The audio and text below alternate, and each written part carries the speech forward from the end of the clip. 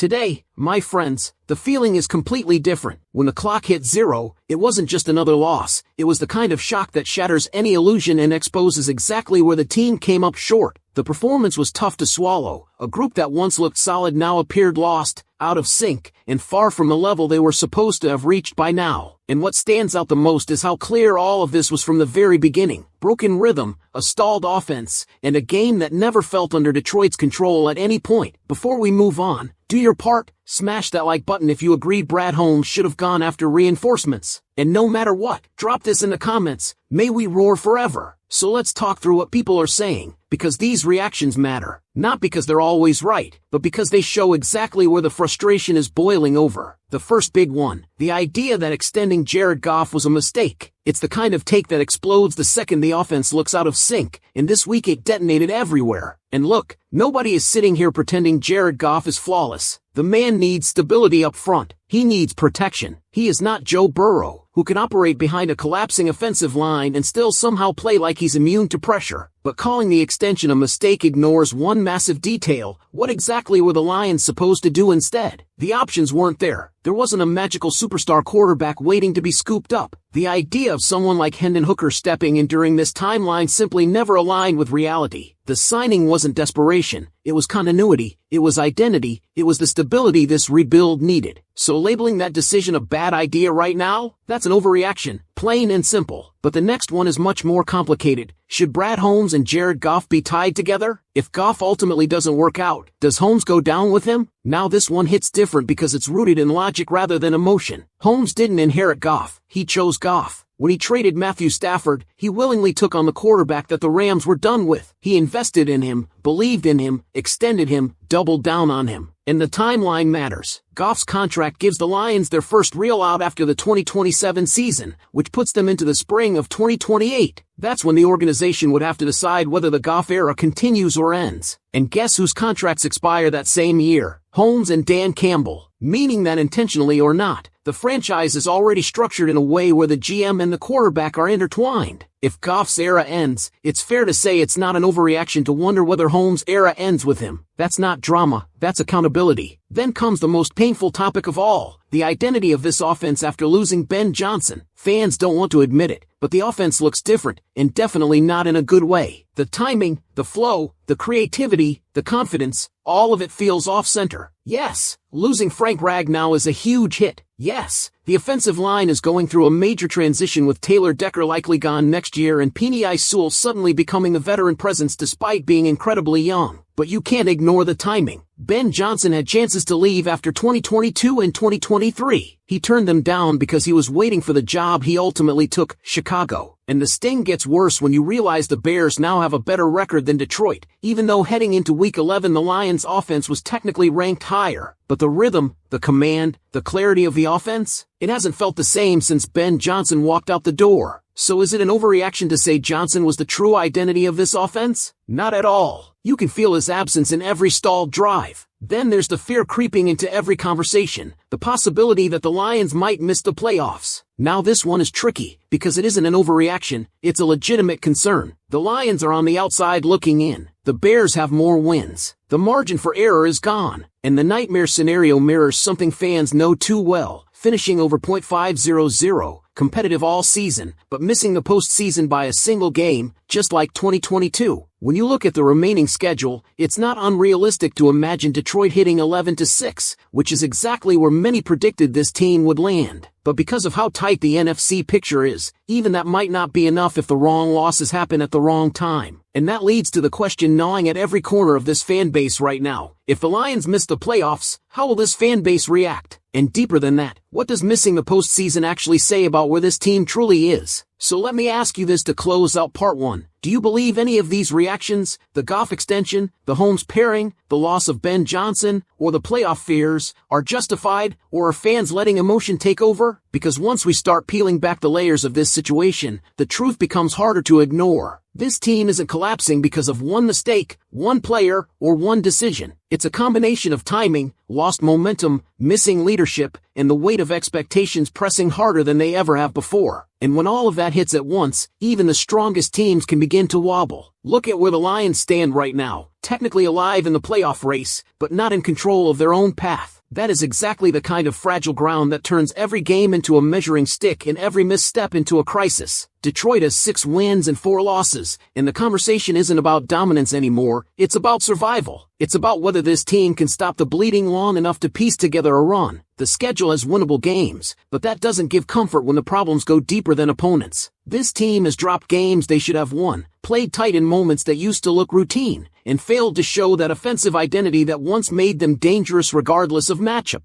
And the uncomfortable reality is that other teams in the NFC have simply done a better job of finding rhythm at the right time. The Bears, a team the Lions beat earlier in the year, now sit ahead of Detroit in the standings. If they win just 2 more of their remaining games, they'll finish above .500. That alone shows how thin the margin really is. The Lions could end up battling Chicago for the final spot in a winner-gets-in season finale. Imagine that. 2 teams that began in completely different situations, meeting at the end with everything on the line. It's dramatic, yes, but it's also a sign of how much the conference has shifted around Detroit. Yet even with all that hanging over them, there's a path forward, and it isn't unrealistic. 11 wins is still absolutely on the table. Even the losses most fans are bracing for, like Thanksgiving against Green Bay or the matchup with the Rams, aren't guaranteed losses. They're just patterns of fair condition by what we've seen. This team could surprise in those games. They could also stumble in the ones fans assume are safe. That's the strange paradox of this season. Predictability went out the window the moment the Lions started losing connection with the identity that carried them through the last 2 years. And that brings us back to the emotional pulse of this fan base, the part that doesn't show up on standings or injury reports. The reaction isn't simply anger, it's confusion. It's disbelief that the team that overcame a 1-6 start in 2022 and bulldozed their way to 8-2 down the stretch could suddenly be the team we're watching now. The players are still talented, the coach is still tough, the roster still has pieces good enough to win, but the details, the timing, the adjustments, the leadership traits that Ben Johnson brought to the room, those are missing. And when those pieces don't click, even great teams look ordinary. You could feel that emotional fatigue in the voices of fans after this last loss. You could feel it in the tone of the overreaction conversation. And honestly, you could feel it in the way the season ticket talk came up. The idea of stepping back, skipping games, not traveling anymore, that isn't about abandoning the team. It's the exhaustion of watching a year that was supposed to be special turn into something uncertain. Breaking the loss curse by not attending the game almost feels symbolic of the chaos this year has brought. Even the small superstitions look different now. But here's the thing that keeps this story alive. The season isn't over. Not mathematically, not emotionally, and not in the way this franchise tends to respond when backed into a corner. Every time the Lions have been dismissed, they've found a way to claw back into relevance. Every time the narrative has turned dark, something unexpected has sparked a turnaround. This team has done it before, and the question now is whether they can do it again with fewer weapons, less rhythm, and more pressure than ever. Because if Detroit finishes strong, if they claw their way to 11 wins, if they steal one of those tough games, if they reclaim even a fraction of their offensive identity, then suddenly everything changes. The narrative flips. The mood stabilizes. The season feels salvageable. But if they let this spiral continue, if they let the uncertainty swallow them the way it has in past eras, then the organization will be forced to face questions that go far beyond overreactions. And that's where we'll wrap this. The final stretch is coming. The stakes are rising, and the truth is starting to catch up to this team. Whether they answer the call or collapse under it, that's the story we're about to witness. If you want more breakdowns like this, make sure you're subscribed, drop a like to help push this video forward, and stick around because there's more Lions content on the screen right now waiting for you. And as we move deeper into this late season stretch, the thing that keeps lingering is how thin the line is between disappointment and redemption. The Lions aren't unraveling because they're untalented, that's never been the issue, but because the foundation that used to hold everything steady has developed cracks at the worst possible time. When the rhythm on offense falters, when a key piece like Frank Ragnow is missing, when the coaching voice that once helped define your identity is now designing plays for a division rival,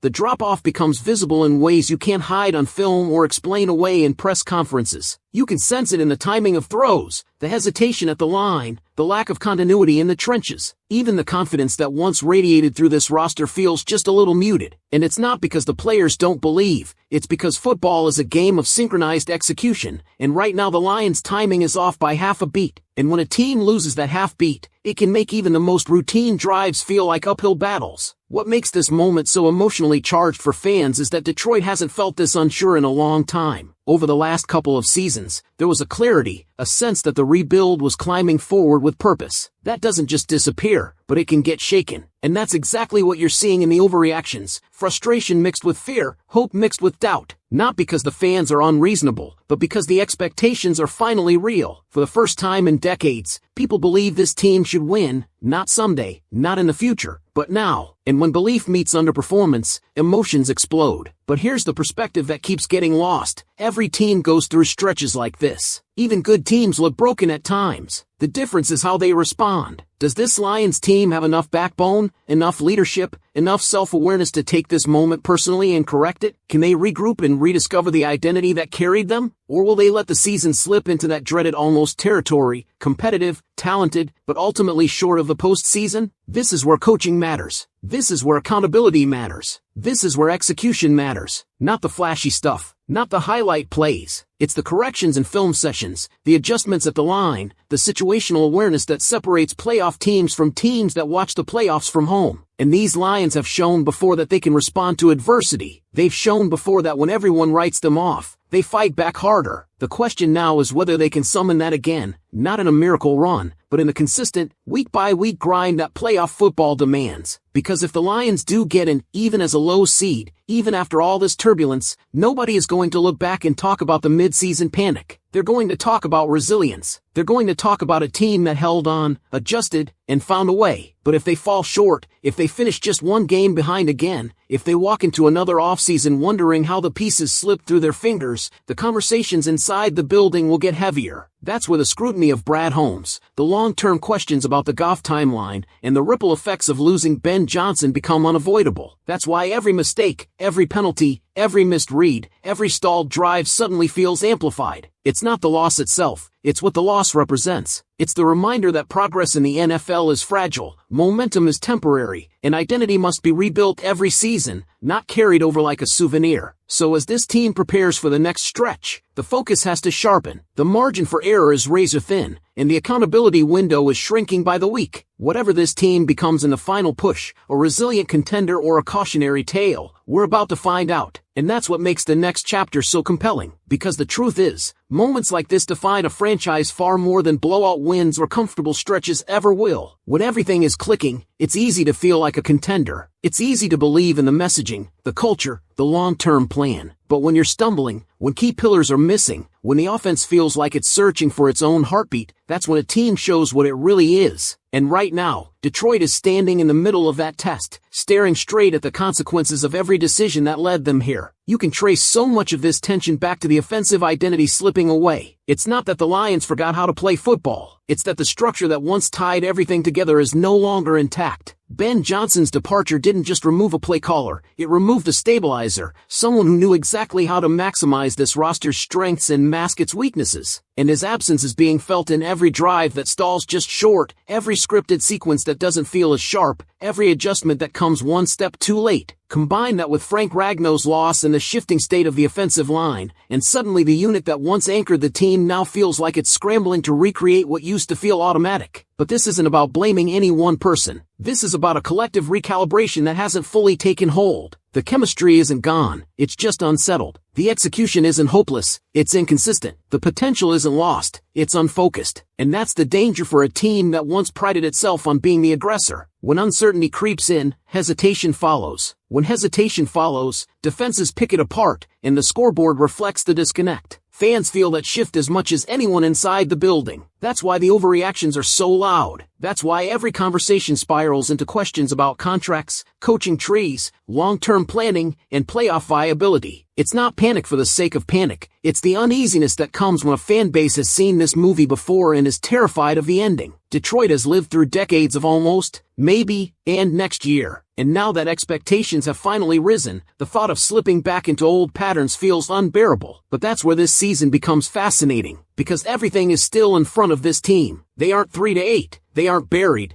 they aren't irrelevant. They're 6 wins deep with a path to 11 if they stabilize. They're staring at a conference picture where one late push could shove them right back into the mix. The Bears, even with a better record today, aren't guaranteed anything. Other fringe teams are inconsistent. The final wild card spots are far from locked up. Detroit is still very much alive, but the window narrows every week. That's why the upcoming games feel heavier than their record suggests. It isn't just about climbing the standings. It's about reclaiming momentum. It's about rediscovering the urgency that fueled those late-season surges in past years. It's about proving, to themselves more than anyone, that this isn't the version of the Lions that fades when things get complicated. And deep down, that's why expectations remain high even after painful losses. This team has shown resilience before. They've shown they can rise from far darker situations than this current funk. They've shown the ability to adjust, evolve, and outplay their circumstances. But now, with everything tightening around them, the question becomes whether they can summon that same resolve when the margins are smaller and the stakes are higher. Because the next stretch won't be defined by talent alone. It'll be defined by precision, accountability, and the willingness to confront the uncomfortable truth that the standard has risen, and simply being competitive is no longer enough. And the weight of that question only grows heavier the deeper we get into this stretch of the season. Every week that passes without a convincing performance adds another layer of tension,